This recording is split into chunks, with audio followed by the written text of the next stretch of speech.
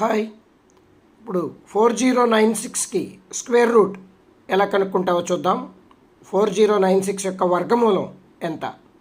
So ముందు మనకి tense digit మాత్రమే వస్తుంది, యూనిట్స్ డిజిట్ ముందు రాదు. సో ఇక్కడ 6 ఉంది. 6 ఉన్నప్పుడు మనకి 2 ఛాన్సులు ఉంటాయి. యూనిట్స్ ప్లేస్లో 4 రావచ్చు, ఎందుకంటే 4 స్క్వేర్ 16 కాబట్టి. అలాగే 6 కూడా రావచ్చు, ఎందుకంటే 6 స్క్వేర్ 36లో కూడా 6 ఉంటుంది కాబట్టి 4 ఆర్ 6 ఏదనేది అప్పుడే చెప్పలేము.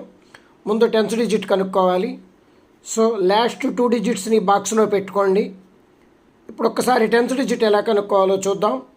మిగిలిన 2 నెంబర్లు చూడండి. 40 ఏ 2 పర్ఫెక్ట్ స్క్వేర్స్ మధ్యలో ఉందో చూద్దాం. 40 6 స్క్వేర్ 36, 7 స్క్వేర్ 49 ఈ రెండింటి మధ్యలో ఉంది. సో 49కి వెళ్ళబాకండి, ఎందుకంటే మన దగ్గర ఉంది 40 కాబట్టి. చిన్న నెంబర్కి వెళ్దాం.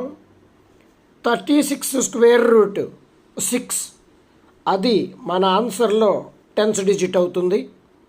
ఇప్పుడు యూనిట్స్ డిజిట్ కనుక్కోవాలి. మనకొచ్చిన టెన్స్ డిజిట్ని తర్వాత నెంబర్తో మల్టిప్లై చేయండి. 6 7 42. మన దగ్గర ఉన్న 42 కన్నా చిన్నది కాబట్టి ఈ రెండిట్లో చిన్న నెంబర్ ఆన్సర్ అవుతుంది. సో 4 ఆన్సర్ అవుతుంది. ఆన్సర్ 64. 4096 యొక్క స్క్వేర్ రూట్ 64.